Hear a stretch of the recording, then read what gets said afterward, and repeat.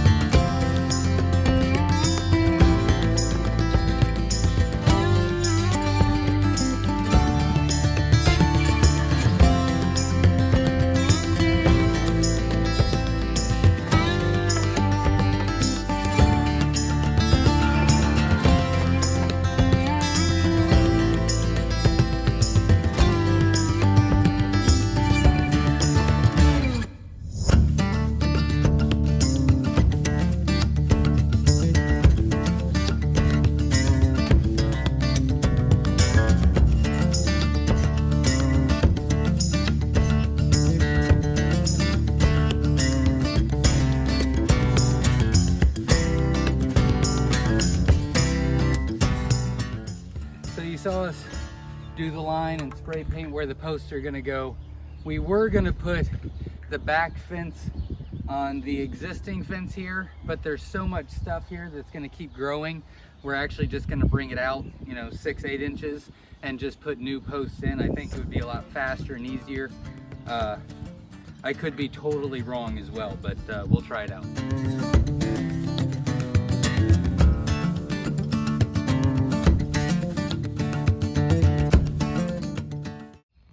Hey everybody, so we're putting this new fence up for the emus, and we've not really went into a lot of explanation about a lot of it. It's been pretty simple, normal fence, but we did want to talk about bracing your ends, because when you stretch your fence, it puts all your pressure on your last post, and to stop it from bowing in, because it'll lean and lean and lean and lean in, and your fence will get soft and that post will be moving around. So first thing we've done, we put this wood board in. So when the fence pulls on that, it's gonna push on this board. Sadly, I wish that was enough, but at the end of the day, the fence pulling on that, pulling on this, it's gonna just still bend this whole thing over. So we're gonna put reinforcing wire on it. Now, if you go to your local stores, a lot of times they're gonna try and sell you a bunch of stuff that you need special tools, or you need these special ratchets or a special reinforcing bar, and they're all, you know, they're all different sizes, because your fence might be 8 foot, it might be 6 foot, it might be 7.5 foot, you never know. I'm going to show you a simple way to reinforce this that's not going to slip, no twisting a bar and leaving it to be ugly in the middle of your fence. So this is reinforcing wire. So what we're going to do, we're going to tack it on here. I'm going to leave a little extra out. So I'm going to tack it high on the second post.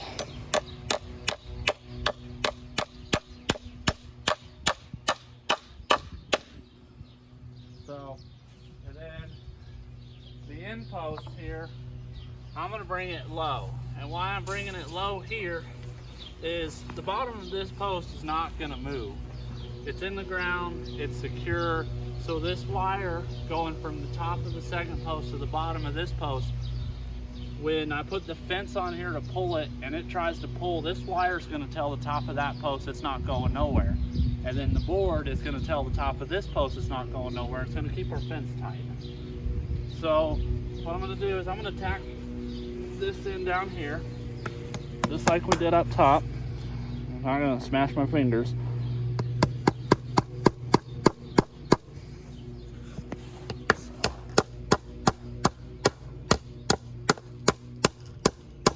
I've left it a little loose. Now, other than your hammer, pry bar is all you need. No ratchets, no nothing. We're gonna hook this wire, bend it a little bit. We're gonna pull it tight. The longer your pry bar, the more leverage you can get, the easier it is, the tighter you can get it. Now that's tight, I'm gonna drive it in. Simple, so I'm gonna straighten that out. Now I'm gonna bring it up here. Now, I'm gonna run it a little long. And I had some bolt cutters, they're all the way down there. So we've got it out, we've got it long. We're gonna take the bolt cutters, cut it off. Now, on a lot of applications, they're gonna have you just tack this down here and take a piece of rebar or fence tensioner and twist these wires together. And then that has to stay in your fence. You're gonna use the fence to keep that tight. You see it, it's gonna push out on the fence. If that slips a little bit, it can come loose. Problem down the road. So I'm not gonna do that. I don't wanna leave a rod in the fence. So I'm gonna weave this. So I'm gonna twist it before I tack it on. So we're just gonna go until it doesn't wanna go easy. It's here. So I'm gonna bring this up where we had it. I'm gonna take another fence staple here and I'm gonna cover both these wires. I wanna make sure the bottom one's extra tight. So we're gonna drive this down. And just like we did on the bottom post, I'm gonna leave a little slack in that. So this is where the pry bar comes in handy again. Real easy. I'm gonna hook it. I found if I fold it under like this, then I can put that on the wood underneath the pry bar. And I can tighten this. So the trick here though, is still pretty loose. I'm pulling on it, it's not doing nothing. I'm gonna take my hammer and I'm just gonna tap this a couple times and that's gonna pull the slack out. So you don't wanna do it too much. You do it too much, you're gonna get the opposite effect. This is gonna push too far into the other post and it's not gonna be straight. So I'm pretty tight. I got a little give. Once I put my fence on this, it's gonna pull it real tight and it's never gonna move. You don't have that chance of slippage from putting a tension bar in there. You don't have to see it. It's held tight by the fence staples. So then I'm just gonna drive that down. That's it. No extra tools, no extra money spent. One roll of wire you gotta buy anyway. Pry bar and a hammer, some fence staples, and you're good to go. It's never gonna move. All right, so I showed you my way of doing this that just requires wire.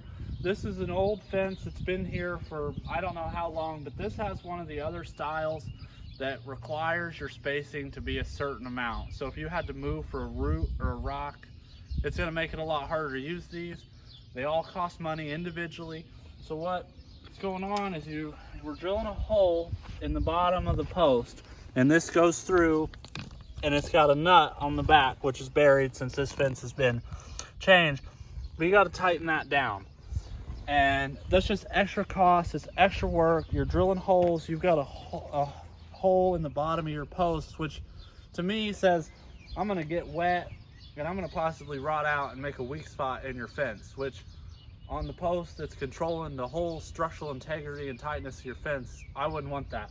So and another bad thing about this is over time, if it swells, you'll see here, the bar, there used to be a bar through here holding this, it's come out.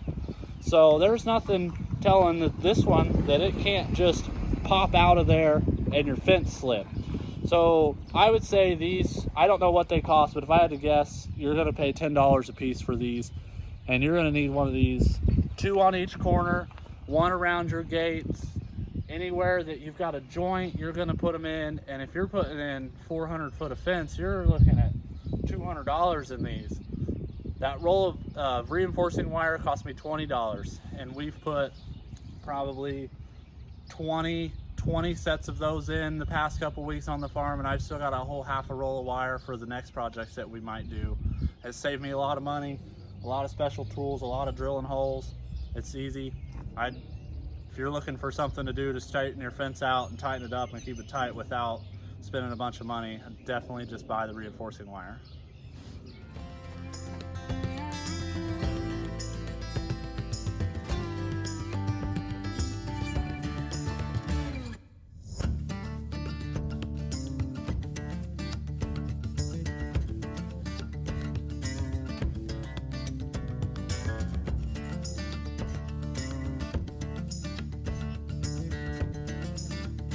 Hey everybody, so we're finishing up the EMU fence today, and with this fence I kind of feel like Wilson from Home Improvement. But anyways, there's one last thing that needs to be done. We cleaned it all up and I'll give you a quick tour as soon as I finish. But all of these, if you look down, are all uneven. So I'm cutting it off with the chainsaw to make them more better. So I broke my chainsaw about 2 years ago, and we have been borrowing chainsaws whenever we need one. I was at Ace and they said, well, this brand new thing came out, it's a battery operated chainsaw. And I was like, anyways, they said it was a 30-day money back guarantee and you can just return it straight to the store. So I bought it. I've tried 2 so far, and now obviously we'll have to practice with this a little bit more, see how the battery lasts. But man, this Ego thing, it's pretty good. So we'll show you how we're gonna do one of these, and then I'll finish the rest, and then we'll give you a quick tour. But as you can see, this is what, 2 weeks? 2 weeks we planted the grass. Grass is coming up fantastic. So I'm thinking we'll probably be able to move the emus in about 3 weeks. And then next week we start on the aviary to get all that ready. So I'm really excited. So again, this is just a regular chainsaw. It's just battery operated, which I think is kind of weird, but so far I kind of like.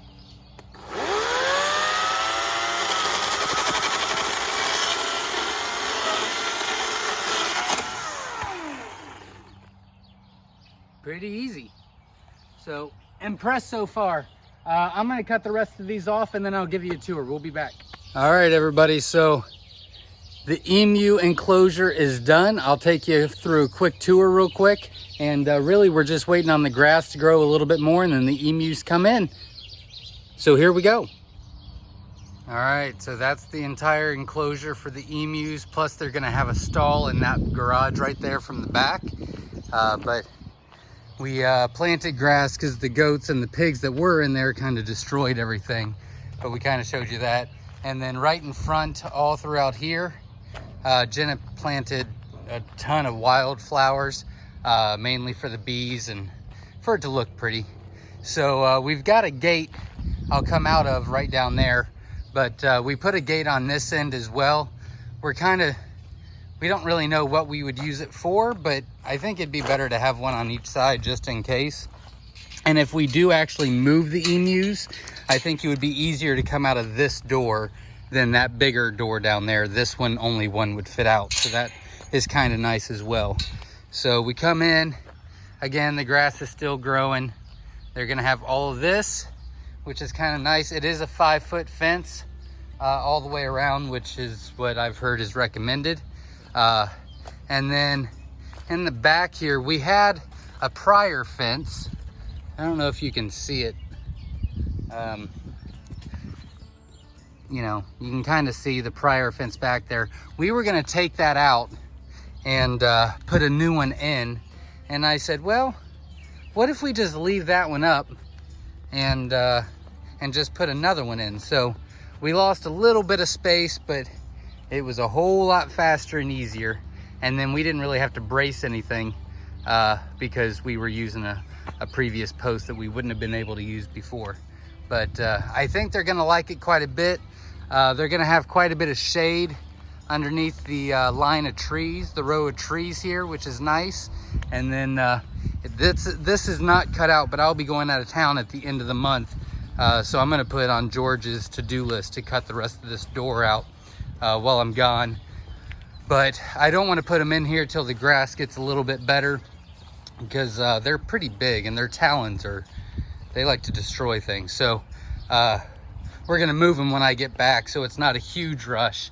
But all we need to do is just, this used to be a goat and pig door for them to get in and out, and this was their shelter inside, and we're just going to extend that up because, you know, they're 5 foot tall. So but yeah, we've I think we finished everything, so I'm pretty excited. This was the other gate. This was the previous one, and my OCD's kicking in a little bit and I'm having a hard time. I think I'm actually going to take this out whenever I have the time and spray paint it black, since the wire's black and the other gate's black. So it's kind of driving me nuts, but on the same token, it's functional. I don't know if it's the end of the world. So, but that's it, guys, and stay tuned. We got a lot more videos coming your way. We'll see you. Thanks.